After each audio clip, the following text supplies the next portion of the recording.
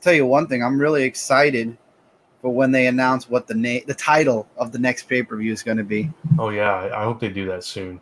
I hope so. I'm excited for it. I don't know what it's going to be. They did the whole gambling thing, and then they shifted gears. Yeah, no pun intended. But anyway, welcome back to AEW Aftershock, a brand new episode where we talk about AEW each and every week. I'm Brant. And I'm Chris Falcon, who still has his wrestling name. Yeah, eventually. And Brant better figure something out within the next couple of weeks, and he knows why. Because if he doesn't, he's going to be known as Just Brant. Just Brant. Well, I mean, everybody on Comic Frontline here knows me as the other guy, so maybe we can call you Big B. No. How about Brant the other guy? The other guy. Yeah, that's a cool name. Okay. That's about as good a name. Oh God. Shoot. Why is the name leaving my mind right now? I don't know. As the human spider. The human spider. How about the arachnid?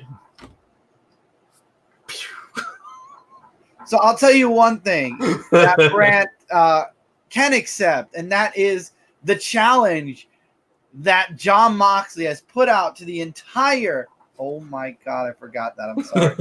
To the entire AEW universe. As far as I accept that someone will accept your challenge. Yeah, exactly. I will say this. They did put it on Twitter. They asked if Jon Moxley was to challenge you, what would you do? And I actually tweeted back at AEW and said, I would accept. I don't care, regardless what the match. Chris Falcon never turns down a challenge, no matter what. You know what? I'd accept too, because he's from Cincinnati. I grew up in Kentucky, and just as a matter of pride, I don't know why, but sure, I'll beat those Ohioans. I've had like tons of friends in Ohio. I'm just messing with them. But we have a lot. This episode is going to be huge this week.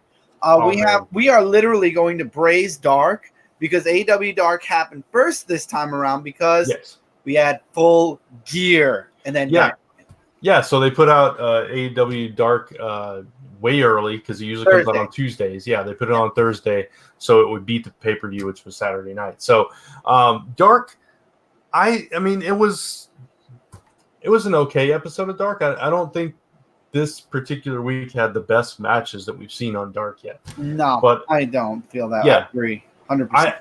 I will say I still love Hikaru Shida. I love watching her. I thought Big Swole was okay. She's what? Go ahead. This is the second week in a row I've seen Big Swole, and I'm still waiting to be wowed. Exactly. That's kind of what I was gonna say. I'm saying like she's okay. But you expect somebody that's going to call themselves Big Swole and put up their arm like, I'm the baddest woman here to surprise you and show you something. And she hasn't done that yet. And she needs to step it up. I mean, even Arn Anderson was staying there saying that she needed to step up her game and, stop playing and, get to work. I'll tell you who is stepping up and who is kicking some major ass. And she says it herself. She's going to dig through the entire women's division. And I look forward to when she crosses paths with a specific woman. But yes, Nyla Rose. Mm-hmm. Oh, my. We want to talk about a good match. Nyla Rose and Leva Bates, who didn't even participate. She was just sitting there reading a book. Nyla Rose took out two women. Yeah. Won the match. She wanted it to be a handicap match, and they wouldn't let it. Said she had to have a tag team partner. So she had a tag team partner in the corner who she, threw her opponents into at one point. It was painful. Yeah. By the way, before we continue forward, Swole lost the first match. Yes. Swole lost to Hikaru Shida. But she's beautiful. Hikaru Shida, man. Oh, I can't wait to see more from her. I've seen her 3 or 4 times now. I absolutely love her. It's interesting that she has a similar background to Rio because they both learned under Emi Sakura. So don't be too surprised if you won't see those two fighting for the belt come the next pay-per-view. I would love that. I mean, obviously Sakura lost. We'll get into Full Gear later, but I mean, yeah, that would be awesome to see those two, because obviously they're kind of students under the same learning tree. So exactly. Yeah. And Riho now beat the teacher, so she went from being the student to being the master. So now here are two of that teacher students who becomes the master student. It's a whole storyline, and I would totally. I would love to see that match. Yeah, and who's going to be the best there? Because I mean, they both seem to like really respect each other. So that it's going to be one of those things. Are they going to get heated? Is it going to come down to that? You know, they're battling for the title. If it comes to that, if Hikaru rises through the ranks and continues to rise through the ranks, because she's been winning, and so it's inevitable she's going to get that shot, I think.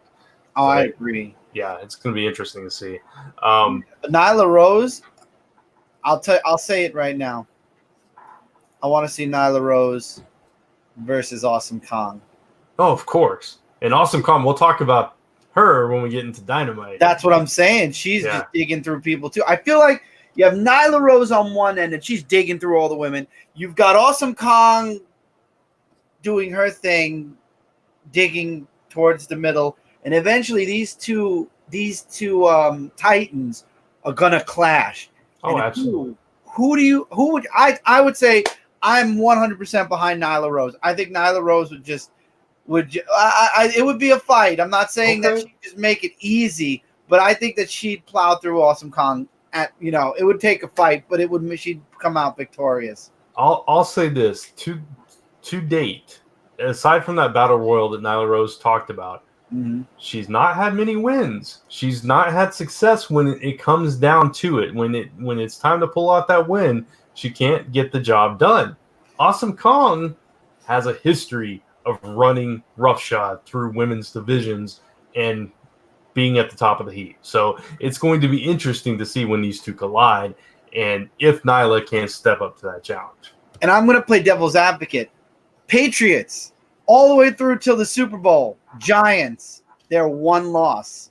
Yeah, that's absolutely true. We'll see. It's going to happen. It's inevitable. Oh, yeah. But yeah, Nyla Rose did an awesome job in that tag team match. That tag team, basically 3-on-1 handicap match. Yeah, match. Yeah, exactly. Oh man! All right, so let's get into Full Gear. We wanted the main event was SCU and Shima versus the Hybrid 2 and Kip Sabian.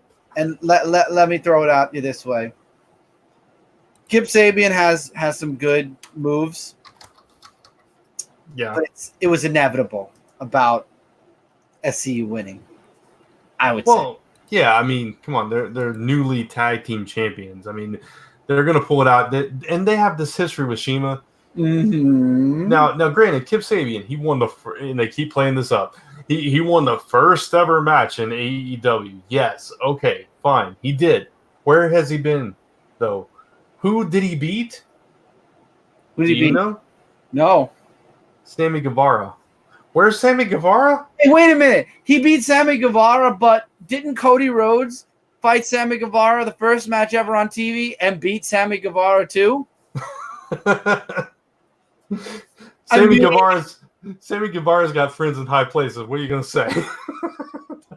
Hey, Sammy Guevara, I'll tell you this. He can wrestle. It's just that putting that final ending to the match to win it is where he's falling short. He's learning under Chris Jericho though to get there. So I mean, he's got himself in a good position. The youngest AEW champion. Yeah, in his prime, ripe young age of 49. Yeah, ripe young.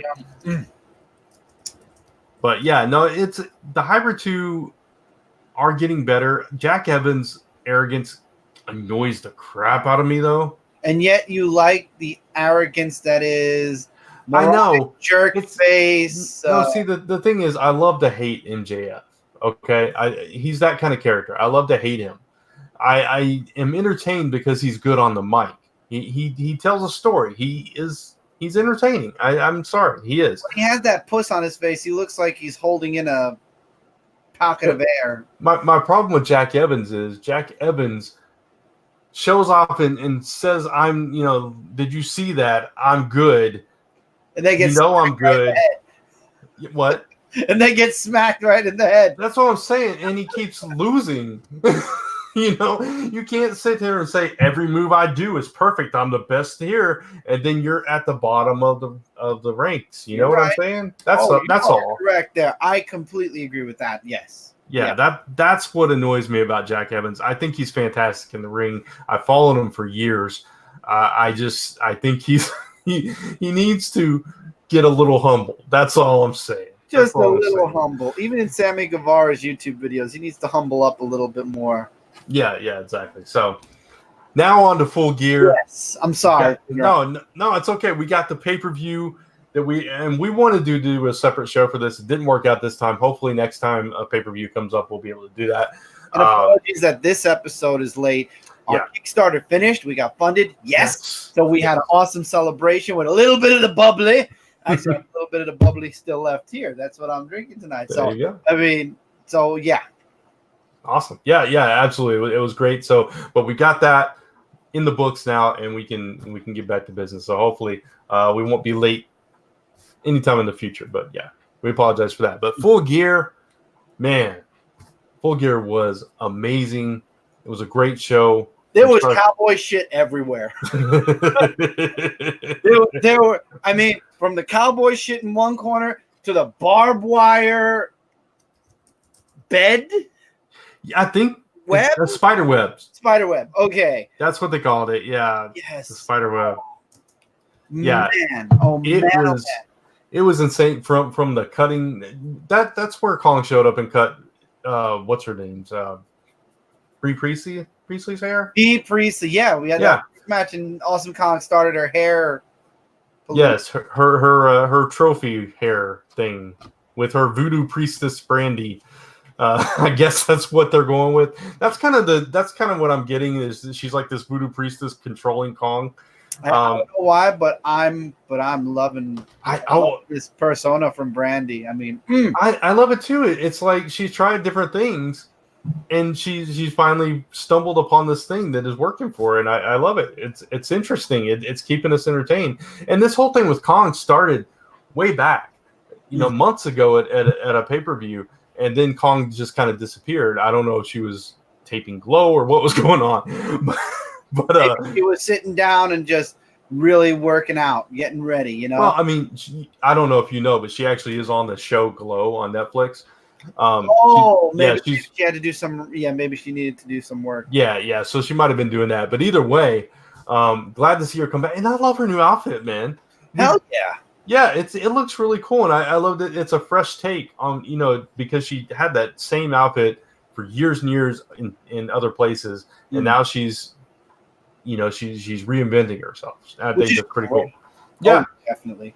But I love how we went right to Awesome Kong because the Bea Priestley and Britt Baker. Yes, I mean Britt.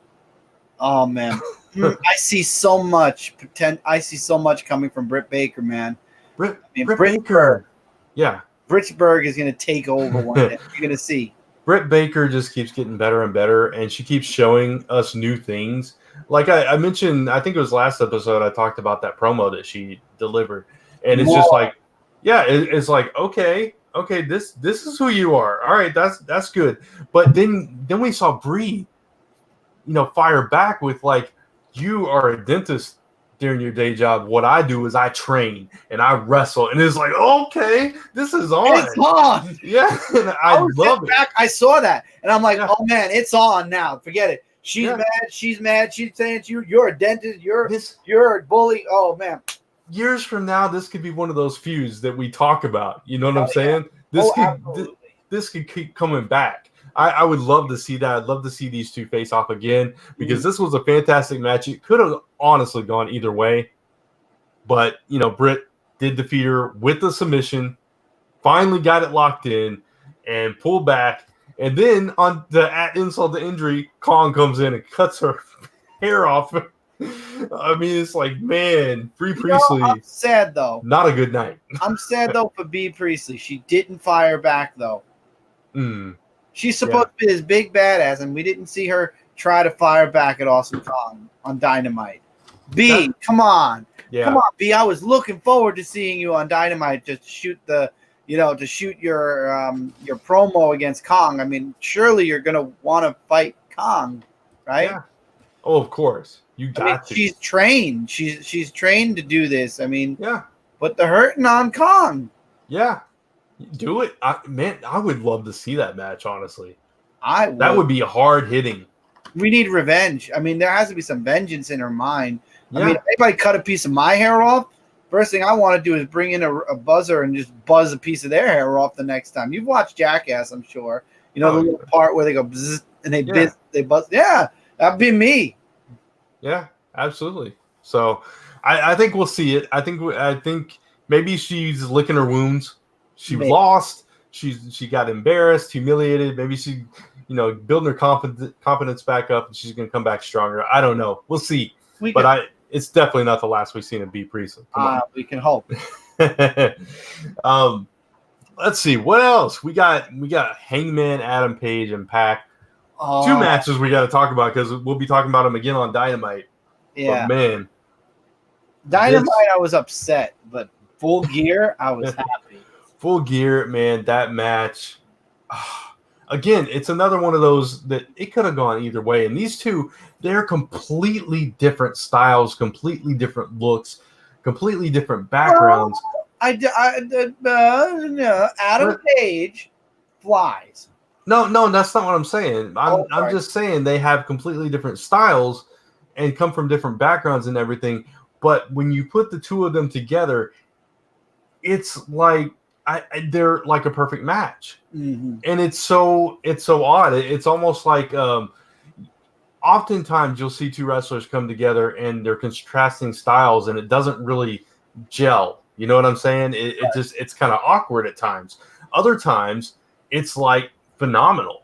Like you put not meaning to step outside this company, but you put it together a Shane McMahon and a Kurt Angle, and you're like, on paper, that looks terrible. In action, it's like, oh my God, that's one of the best matches of all time. It's kind of like that with these two. You put them together, and it's magic every single time they step in the ring. So I'm agreeing with you, man. Keep going.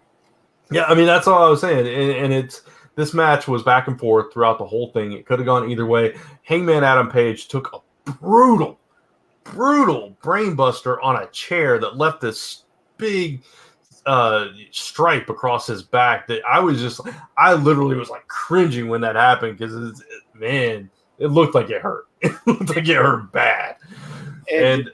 But he pulled it out. He pulled it out and got the pinfall on Pac, put him down. Now gave Pac his first ever singles competition loss in 4 years. Yeah. My man, Adam Page. Yeah. Elite all the way. But we'll talk about how Pac gets his revenge later on.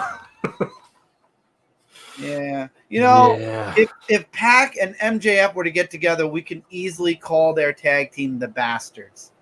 Because Pac's a little bastard, and MJF just is a bastard. That nothing would make you happier, I'm sure. Oh, no. Except Cody Rhodes completely riding into that man's face. Cody Rhodes, man. We'll get to Cody Rhodes. We got to save that one. Oh, we have to because it was too good. Yeah. Pride and Powerful. Ortiz and Santana versus the Young Bucks, man. Oh, man. That match, I wowed. Wow, that match was crazy. And I mean, they did it. They got a little bit up on the Bucks. And they even said, there was a segment that happened recently where they're talking about why they still want to keep fighting the Bucks. They don't care about the tag team. That's why they didn't go after SCU yet. What they care about is the title, the best. That's why Ortiz is constantly going, we the best. Because they want to prove that they are the best tag team in the world. And who are the Young Bucks? The best in the world. And you know what? That they did a video package of them before Full Gear, and it was about them growing up on the streets of New York and all that stuff. And it was honestly, I was kind of moved by it. It was powerful.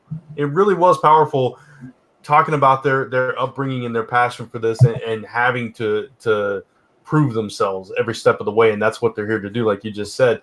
And it kind of made you like, okay, you get behind them a little bit, even though if you're a Young Bucks fan like we are, we love the Young Bucks and we want to see them succeed. But at the same time, it's like, man, I want these guys to get what they've earned, what they deserve too. So it's like, it's hard to hate them, even though they're part of the inner circle. Yeah, absolutely, because they're deserving. And it's like, as much of a bad guy as Chris Jericho is, we liked Chris Jericho. We like Sammy Guevara too. It's these. That's what I love about it. Is because you can't really totally hate them. Yeah, it's just entertaining. It's good. It's good TV. It's good wrestling. Good action. And these guys, they showed the Young Bucks that they are not playing, not at all. Well, I think the Young Bucks would have pulled it off if Nick didn't hurt his leg.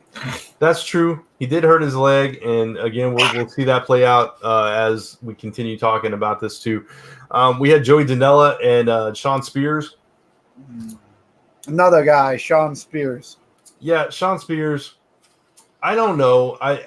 He's not really showing me enough, I think. You know what he's showing me? I'll tell you what he's showing me. He's showing me exactly what he showed me in another company. Wow. Okay. I mean, all right, I will say this. All right, I will retract that and say this. He has a mentor from the Four Horsemen. He has the tools now, and yet he's still kind of falling back to where his comfort zone was somewhere else. Yeah. He's brutal, I will say that, and I think he's relying too much on who he's with. Yeah, you know what though? You say he's brutal. I have not really truly seen him be brutal, except for the tongue thing, which was on Dark. I have not seen him be brutal to that degree since that chair shot that took down Cody. Like you said, he has kind of stepped back. He's back on the mid card. He's not showing us anything special. No. And that's disappointing because he completely reinvented himself. He's got a new look. He's got a new attitude, a whole new vibe. Like you said, he's got Tully Blanchard in his corner. By all rights, this guy should be in conversations for the title, right? Right. Especially with Tony Blanchard. Yeah. But he's being outshined by Joey Janela, who a few weeks ago was considered just a hardcore wrestler. No, I think that's one thing I will say. Joey Janela is proving he's more. Yeah, no, I agree. Yeah, I'm saying that's what he was considered before. Oh, yeah, but he has stepped up. He has the fans on his side, and he's showing us something new each and every week, man. Yeah. He's pulling it out. Sean, man, I like you. I like you. I want to see you succeed, man, but you got to show us a little more. You got to take those 10 fingers and put them down to this and listen to the person who holds that up. Yeah, and stop relying on him to do your dirty work and make you win matches. I know that's what the Horsemen are known for, but you got to have the skills on your own too, because each one of those Horsemen, they could get the job done without the rest of the Horsemen. It just made it a little easier. You got to show us something, man. I will say this. I got to say this on Tony Blanchard's side, man. He aged wonderfully compared to other Horsemen. He and Arn Anderson aged beautifully. I mean, he looks good for a man his age. And Arn Anderson is still kicking it behind, in the back doing what he's doing. Yeah. He's even out there with Dean Malenko during Cody's match. They were doing like the way, if you remember, they were talking about Dustin's match. Or Dustin, back in WCW where they were sitting there taking notes. They were doing that again for Cody's match. Yeah, absolutely. So the Horsemen are looking good. They're still looking good, most of them. I mean, Dean Malenko was a Horseman back in the day too, so it's like, Where is Mongo McMichaels? I have no idea. I would love to know, just for argument's sake, Yeah, I don't know. I have no idea where he is. I can tell you, Sid Justice. I mean, Sid Vicious. I mean, he was Sid Justice in WWE for a minute. he broke his leg bad. Yeah, that was it. Yeah. Oh man. So we talked about Rio a little earlier. She defeated Emi Sakura. It was a great match. Teacher versus student. Yes. Yeah. What did you say? I'm sorry. It was beautiful. It was a beautiful match because of what it meant. Yeah. And for a minute there, you thought Sakura was going to pull it out, or Sakura, however you pronounce it. I would call her Sakura. Yeah, I think that's how I've heard of both, but I think it is Sakura. You thought maybe she'd pull it out, but Rio keeps showing us that in crunch time, she will hang in there and pull out every single stop, and she'll pull out the win out of nowhere. And she pulled out this win out of nowhere. Yeah, she's just that good. And she's resilient. She keeps coming back. It's like you can't put her away. It's like I don't even know. She's like the Energizer Bunny. She just keeps going and going and going and going. No matter what you do, she's gonna find a way to get out of it and come back and beat you. Yep. Totally. And it's impressive. It's impressive. She's really impressing me. All right, we got we talked about all. Okay, we got the tag team title match. Yes, SCU, Private Party, and the Lucha Brothers. As we predicted, as anybody could see on paper or just by watching them, this match was insane. Oh yeah, you had so many double team moves. You had say it. You told me when you were watching the pay-per-view. Say what you said about Private Party. Say it. The scream. That scream needs to go away. Yeah, Isaiah Cassidy, man. I love you, man. But dude, it didn't bother me when it was just like once, like just the one time in a match. It's like okay, it's over. But 3 or 4 times and carrying it out even longer, it got to me, man. It got to me. It's overdone. You got to quit that. It's not a good look. It's not a good look. So yeah, it's. Yeah, and I'm sure I saw a few people in the audience go when he did that too. Yeah, it does nothing. I don't know what the purpose of it is. If it's supposed to be his war cry kind of thing or what it is. There's so many other things he could do. I mean, and with a high pitch like that, you can kind of work on some type of a war cry, but not screaming like a girl. Yeah, I mean, I know you don't want to say woo. Because it's taken, yeah. But come up with something, do something different. Not that. I mean, even what's her name that wore the fruit on her head was like, do something like that, man. I don't care. That would bother me less. Okay. What was her name? Carmen Miranda. Thank you. Yeah. Do that in that high pitched voice. At least it'll break up the screech part that has everybody going like this for a while afterward. Yeah, exactly. It's like they're from Brooklyn. Represent, dude. Oh shoot. Yeah, but they do represent in the ring. You got to admit that these two are good. Mark Quinn and Isaiah Cassidy are every bit as good as they think they are, as they proved that they were against the Bucks. They show that here too. SCU, man, they're doing magic right now. They're creating magic, and Christopher Daniels, man, we got to talk about that. When Private Party lost to SCU, and then of course the Lucha Brothers got pissed off and they start fighting. Of course, lights go out, lights come back on. There's 2 Penta Zeromeros in the ring, and it's like Penta Tres, and it's like no, because they're like Zero, and then all of a sudden he gets his ass kicked. It's like what? And I called it. Christopher Daniels takes off. Yeah. He's got the fallen angel markings on his face, and he's coming after it. Pinte, man, you messed up. He's coming for you, man. The fallen angel back in the fold of the SCU. We got to see the whole normal gimmick that they do in the ring on Dynamite. So yeah, it was good. He came back quicker than I thought he was going to come back, so that was cool. We'll talk about another return later too, which I was really excited about. Oh yeah. But yeah, so SCU pulled it out again, man. They are on a roll. SCU. Yeah, exactly. All right, so we got one thing. When they come to New York ever, if they say this is the worst place they've ever been, I can't agree with that. I'm sorry. I cannot. And Private Party, man, I really wish my brother and I could have wrestled you back in the day, man. I think we would have had an awesome match. That's for sure. Private Party. Huh? Private Party. Private Party. From Brooklyn. I know. We're from Brooklyn. I know. That would have been a match of the ages. That would have shook the core of Brooklyn right there. Yeah. I'm in my head, I'm alluding to something later on we'll talk about too. So much stuff to talk about with Dynamite, man, coming up. Oh, yeah. All right, so we got our 2 main events. That's all that's left. Cody Rhodes, Chris Jericho. I don't consider it, and I'm going to throw this out there now, I don't consider it a loss because Cody Rhodes never tapped. Cody Rhodes never knocked out. Not at all. Never pinned. Well, he was pinned, but yeah. But I would say that his statement that he would never challenge for the belt is null and void because he did not lose. Yeah, exactly. MJF threw in the towel, and under very controversial circumstances, there's got to be a way around it because this can't be the way that this ends. But let's talk about the match before we get to that. Yeah. Cody Rhodes threw himself headfirst into a steel ramp. And will have a scar probably for the rest of his poor life. Oh, that my beautiful God. face.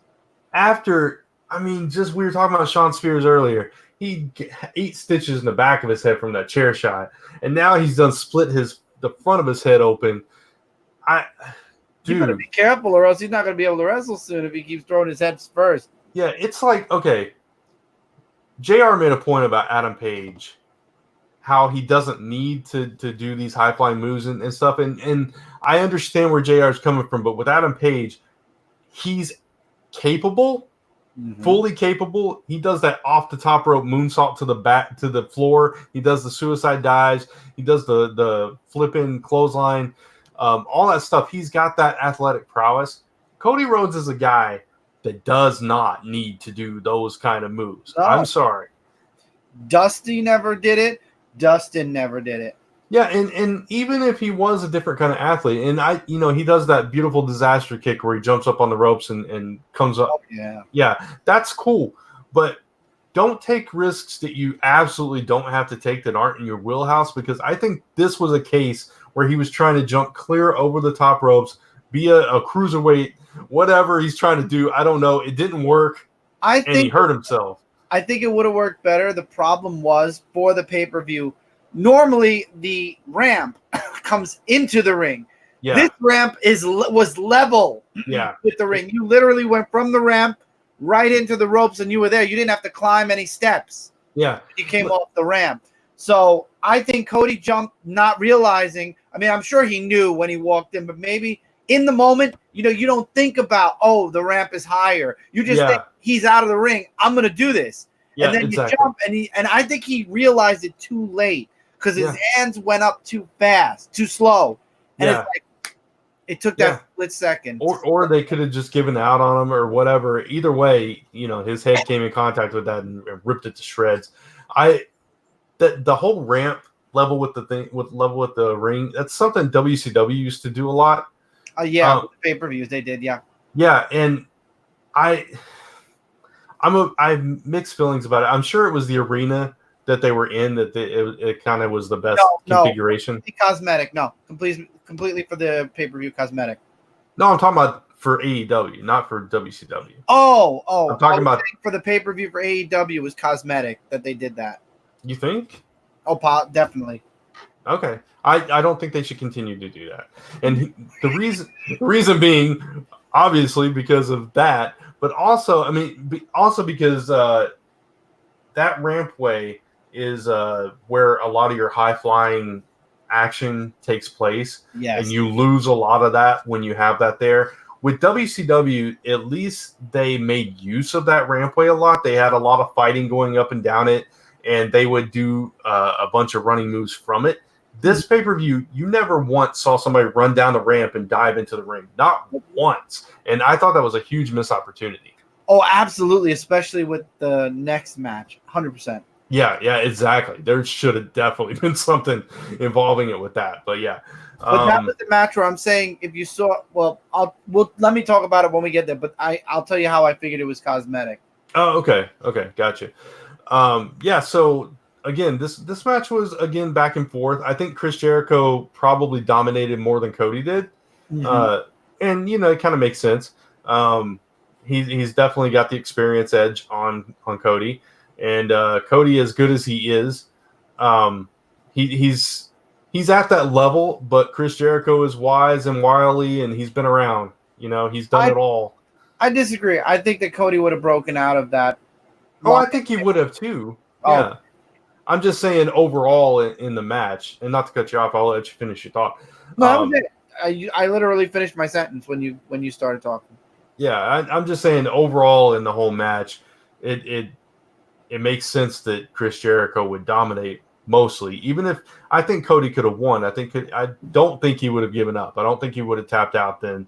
I think he would have figured a way to get out and counter or whatever. And he had a good chance at winning. Whether he would have, we'll never know, because MJF threw the stupid towel in, and then, of course, predictably turned on Cody by kicking him down low, adding insult to injury, and we see all that play out on Dynamite. So yeah, like I said, maybe he's the little bastard and Pac's the big bastard. Either way, he's a freaking jerk. That's all we know. So that brings us to our main event, which was the lights out, unsanctioned match between Jon Moxley and Kenny Omega. This match, oh my god! Oh, this stole the night. I'm sorry, it stole the night. This is what Moxley wanted in other places that he never got to play out, never got to live out, and he got to live it here. If you are sensitive or queasy or whatever, don't watch this match ever. Yeah. You know what? Now that I'm thinking about certain things, yeah. We're talking mouse traps on boards. We're talking broken glass shoved in mouths. We're barbed wire bats and barbed wire spider webs. Barbed wire. What I was gonna say about the ramp. You could tell it was set up because where they put the barbed wire, you could see that underneath the ramp was a curtain. Okay, gotcha. Yeah, that makes sense now. Where they went off of it, it would have had to have been raised more than usual. Yeah, okay. I mean, I guess they could have probably done it from the main ramp, the top of the ramp, but maybe that wouldn't have gotten the visual they needed. Maybe. I don't know. Either way, from the top and then you kind of go down. Yeah, I don't know. Either way, yeah, I totally see your point there. But man, this match was just it was a whole new level of brutality for even AEW. We've seen lights out matches before, but nothing like this. This was this was two of your probably four biggest stars in the company putting everything out on the line and saying, I don't give a crap. I'm gonna do whatever it takes to win this match. And I don't care how hurt I get. I don't care how hurt I make you. And that's what they did. They hurt each other over and over and over again. Violently, brutally, bloody, and definitely entertaining. Oh, very entertaining. I don't care what anyone says.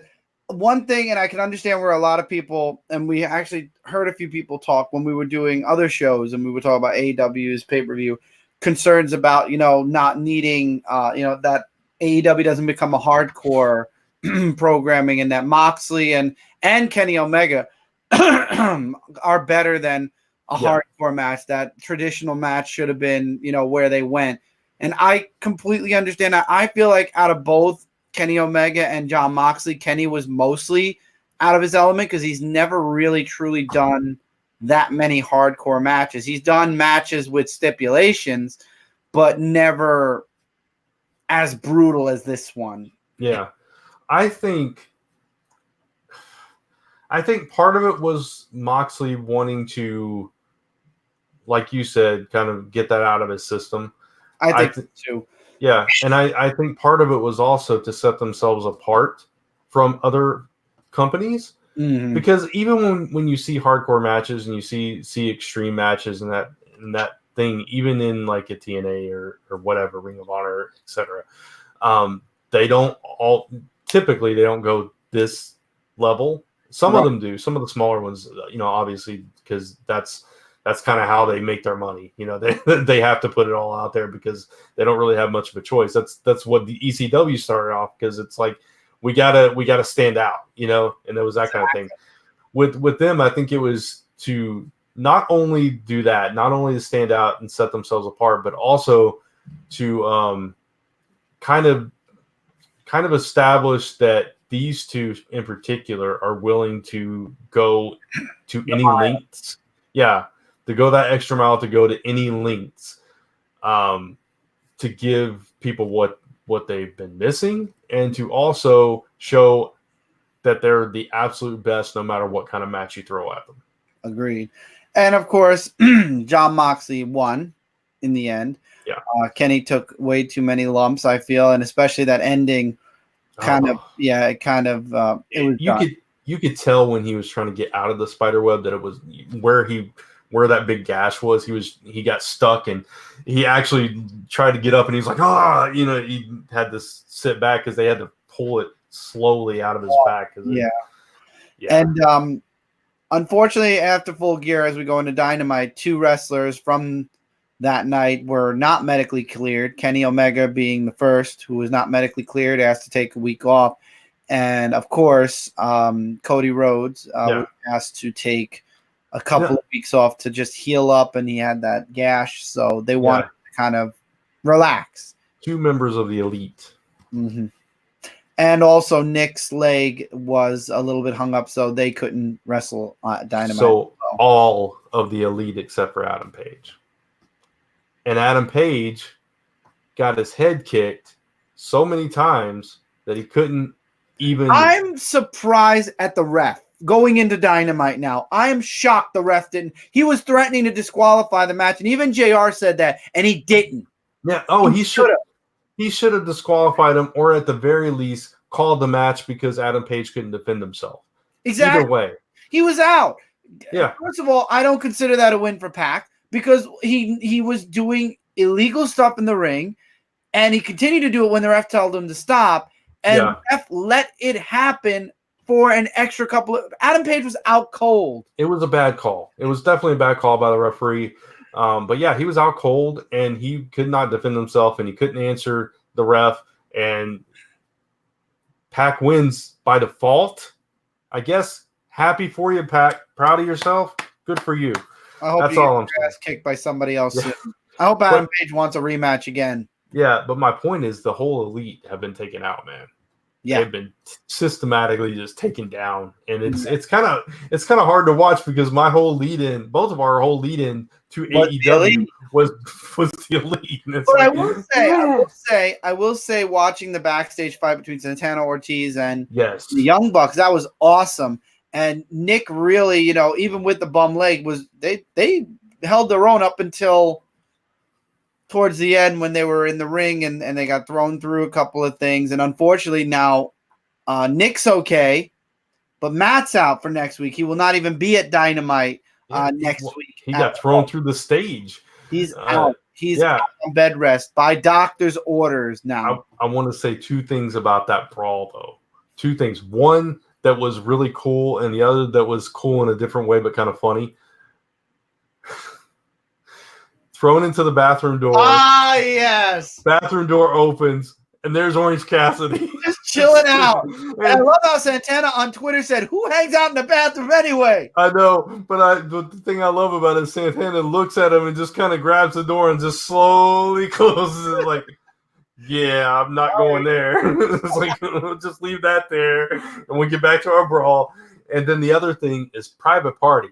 Yeah. Private Party comes out and gets in Santana and Ortiz's faces, and it's I got excited because I'm like, oh man, I want to see these 2 teams throw down now, because it's like, and Santana's like, he's just screaming out, you don't mess where you don't belong, you don't put your nose where you don't belong, and it's going back and forth, and oh man, it was insane, it was intense. Oh, go ahead. Finish. No, finish it. No, I was just gonna say one more thing. One thing I didn't like though, Santana went like total street when he like does the gun thing to Matt, and he's like pop, pop, pop, pop. Yeah, it's like, oh, dude, that was a little too far, maybe. Just a little bit. That's just where he. Yeah. Oh, I get it. I understand it, but it's like, man. But it'll never be a true New York fight until you get Mike and I, and it's a 3-way tag team brawl, because you got the boys from Brooklyn, you got the boys from New York, but you missed out on the other boys from Brooklyn. The Brooklyn Boys. Until the real name of our tag team is mentioned, yes, the Brooklyn Boys, sure. Yeah. Those are your YouTube channel. So that's our YouTube channel. That's true. Let's go with that for now. There you go. So anyway, I don't know. I'm excited for it, though. I am excited to see Private Party versus Santana and Ortiz next week. Definitely awesome. Yeah, absolutely. It was a really good brawl. I love that brawl. Even though our boys, the Young Bucks, got taken out, it was good, and they got their licks in. So yeah. And of course, I don't understand who in God's good graces made this match, but Jon Moxley versus Mike Nakazawa. And I'll open it up with when they did the preview before that of Kenny Omega, and Mike Nakazawa was there, and they were telling Kenny to take a week off, and he's like, well, what about Moxley? Is he out too? And he's like, no, he was cleared. He wasn't as beaten up. And I feel like Kenny's definitely feeling a little bit like, wow, we both went through this, but I'm the one that's out and he's okay, Yeah. It would make me question. I hope he's not questioning himself, really, truly. Well, he totally is. That's what it felt like to me. Nakazawa was back there with him when this happened, him and Rio. Mm-hmm. So, there's connection there, and I assume that's why he fought Moxley. Yeah, but it was bad. it was bad, but I do like the fact that he took his baby oil and just tossed it away like, no, that's not what this is about. This is about me trying to kick your butt, and then of course he gets destroyed. But at least he was trying to be serious, and it was different. It wasn't the fun gimmick. It was like, hey, I'm gonna avenge my friend here. Mm-hmm. And then of course Moxley puts out, he says he's gonna destroy. He's going to run through all the AEW locker room, and he's going to destroy them all. And he's not out to destroy AEW. He's just out to prove that he is the best ever, and he's going to destroy the entire locker room to prove it. And he throws out an empty challenge. Whoever wants to answer the challenge. Honestly, and nobody comes out. Yeah, exactly. I was expecting somebody to come out. Yeah, but that brings us to a match that was later in the night, which was a triple threat match. Sean Spears, the librarian, I totally forgot his name, Peter Avalon, and Darby Allin. And these three, and first of all, you got, it was almost like Peter Avalon wasn't even there at first. You got Spears and Allin just staring each other down, and then Peter Avalon comes up, and they're just like, yeah, kid, you're out of your league here. Get out of the way. We got business to attend to. He even tried to jump in between the two of them. They just back up, and he falls flat on his face. Exactly. And then it becomes basically Darby Allin versus Peter Avalon, as Joey Janela kind of takes Spears out of the equation completely. Mm-hmm. So Darby Allin wins the match, right? Coffin drop, takes him out, and then Darby Allin picks up the mic, which is not a usual thing for Darby Allin. You're like, what is Darby Allin doing with the mic? I actually almost, because I watched it late, I didn't get to watch it live. I almost started fast forwarding because I knew a commercial was coming up. And then I saw him grab the mic, and I was like, whoa. And I rewound, and I'm like, okay, what's he saying? And then he says something very simple, and he says, Jon Moxley, I accept. And it's like, oh, yes! Now you've got somebody on Moxley's level wanting to fight. This is going to be a rivalry. The rivalry or no, this is going to be one heck of a freaking match next week, man. I cannot wait to see Darby Allin versus Jon Moxley. This is going to be off the charts. Insane. Okay. 100% agree with you. Yeah. And then we did have another awesome Kong segment. I forgot who they were talking about. Allie. There was an interview with Allie, and then she comes out. Kind of Allie tries to defend herself, poor thing. and she loses a piece of her hair as well. Yeah, she actually attacked Kong first. Like goes up there and She just knew like, what was gonna happen. I don't blame the girl. yeah, but she had no chance. It's interesting. Interesting fact here is that Brandy and Allie fought on the first pay-per-view. Oh, So there's a little history there, a little revenge going on, maybe. I don't know. Yeah. So either that or Allie was just in the wrong place at the wrong time. Either one it could be.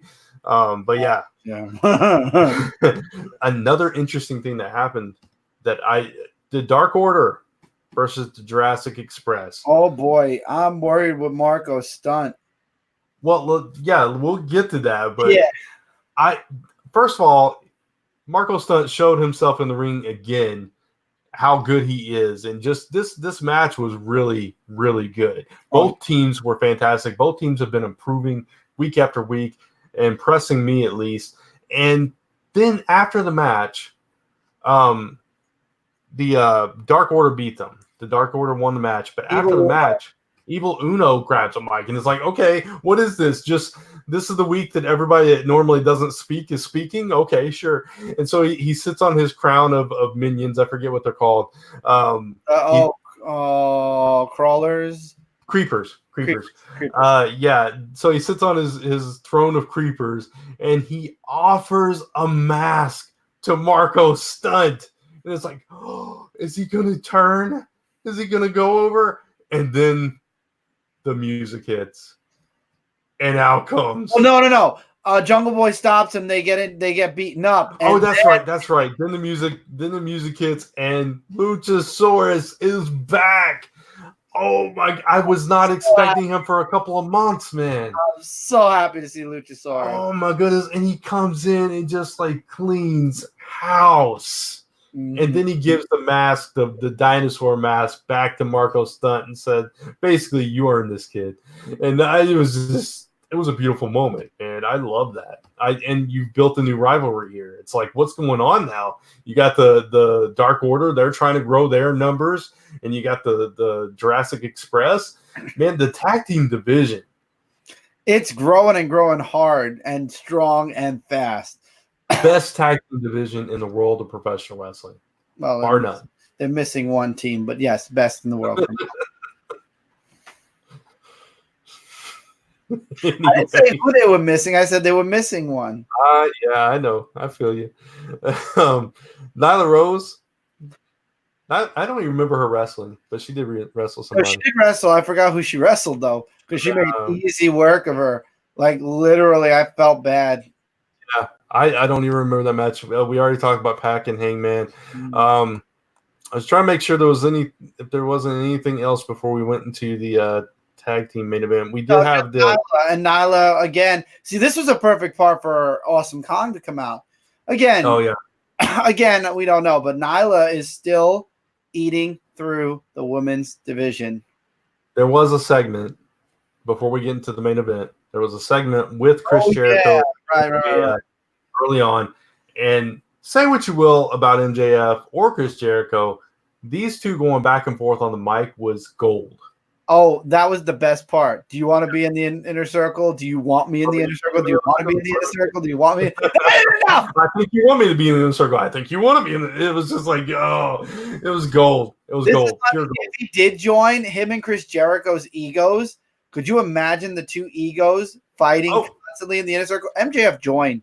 Please join. Yeah, it would be beautiful to watch you destroy the inner circle. It would be like when The Rock joined the Nation of Domination. It would be kind of like that. Eventually, Farouk is no more, and The Rock is taking over. Yeah, it would be that kind of thing, and then it falls apart because Anyway, it would be interesting. It would be definitely entertaining. But you get that, and then you get Cody coming out, ignoring everybody, telling them you're not cleared. You can't go do this. Don't go out there. Cody comes up. Unfortunately, there's like a misstep. He tries to do the power slam on Chris Jericho. Chris Jericho kind of falls down. It was kind of messed up. But then, of course, he gets beat down because what's his name, Wardlow? Wardlow from NWA, I believe he's from. He finally was teasing coming to AEW, so he made it. Is it from that NWA Power show? Yes. You want to know something funny? I didn't know about NWA Power. I just heard about it when you told me about it the other day when we were doing the other live show. And this is proof that devices listen to you, because when I went to YouTube on the TV today to watch Dark, the very first video in my feed was NWA Power. I've never searched for that.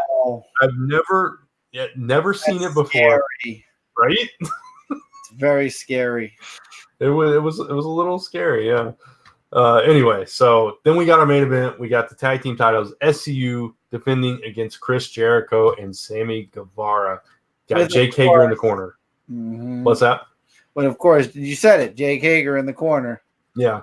So you had all kinds of interference with Christopher Daniels and Jake Hager going on, and you had Frankie Kazarian holding his own, and then you had Scorpio Sky hold for hold with Chris Jericho, man. And one thing they did in the middle of the match was they said if this went, because TV time was running very oh yeah, I'd love that. They were like, if it does go out, if their time is over, go over to the YouTube channel. They were going to stream it for free if the match continued. That I love that. Definitely, I love that too. Hats off to AEW for that, because that's brilliant, and that is serving your fans. I love that. That's I have my YouTube open, especially when there was only like 3 minutes left. Yeah, Scorpio Sky pulled out. I don't know where he pulled that pin out of, but he pulled a pin out. He pinned the world champion. Yeah, that's huge. Chris Jericho's first pinfall in AEW was to Scorpio Sky. Right. And they kept belts. Yeah, that's got to do something, right? I mean, you got to factor that in. I mean, I know it's not a singles match, so it doesn't count like towards the rankings. But you got to factor that in. Maybe that gets him some single matches down the line. That puts Scorpio Sky on the map, right? I would like to see Scorpio Sky singles, because Christopher Daniels has singled, and so is Frankie Kazarian. Kazarian, thank you. Because I always want to say Kazarian. It's Kazarian, right? Yeah, Kazarian. Yeah. I want to keep saying Gazarian. Yeah.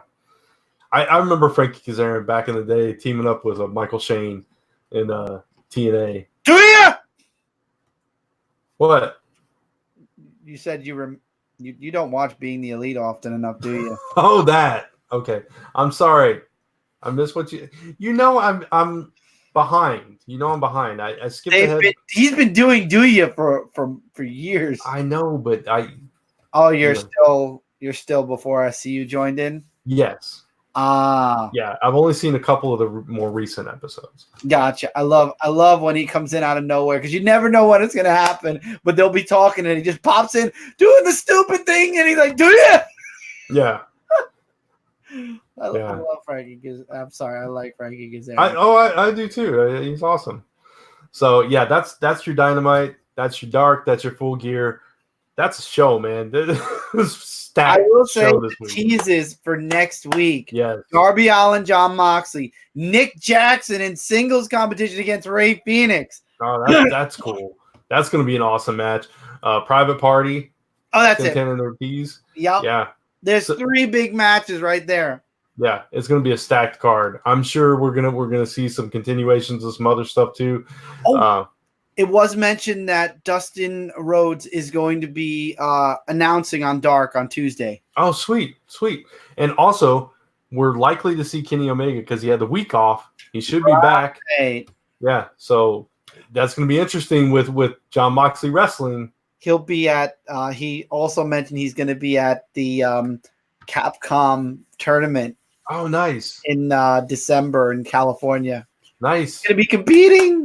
Awesome. Very cool. So there you go. That is your episode of AEW Aftershock this week. So much good to take away from this week of AEW All Elite Wrestling. It was just a fantastic week of action for us, man. If you missed the pay-per-view, go find it on Bleacher Report or wherever.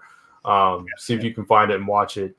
And worth a watch. Actually, it's on all this month. You can pay for it to watch. Oh, on pay-per-view? On pay-per-view. Yeah, on the website you mentioned, it's still available to purchase and watch. Yeah, Yeah.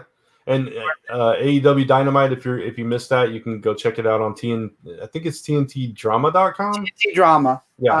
Do I have it on my phone? I don't think I do have it on my. No, I don't have it on my phone. I have it on my tablet. Yeah. My phone's a little too small for TV. I mean, I have a few streaming services on it just to have, but it's too small for TV. Yeah. So, yeah, definitely go check it out, and you can catch up on Dark on All Elite Wrestling's YouTube channel. And come back here next week for another episode of AEW Aftershock as we talk about Dark and Dynamite. There you go. Right. And also, while we're on this subject, don't forget to subscribe to Comic Frontline, so this way you don't miss out on a single video we do. I'm Dark Avenger C86 on social media. Brant is at Brant Fowler on social media. Above Brant's head. I'm pointing everywhere. All over these places. Above Brant's head is the notification bell. Clicking that will let you know when we go live and when we post new videos. And below Brant, give this video a thumbs up because it tells YouTube, hey, I like this video, and it helps the video out. And all the way below me is where you can find Comic Frontline on all social media. Don't forget to also check out comicfrontline.com. And before we go, I am going to drop this teaser. Next week, there's going to be a drop of a major teaser coming from both Brant and myself. And guess what? It's in the realm of wrestling. And the wrestling world will never be the same again. Believe that. Believe that. How many more catchphrases are we going to go? I can't say my end quote yet until it happens. If you smell. Don't you dare. Don't you dare. Don't ruin my moment. Oh, shoot. Because we're better than you, and you know it. Damn right. Good night, everybody. At MJF, that's for sure.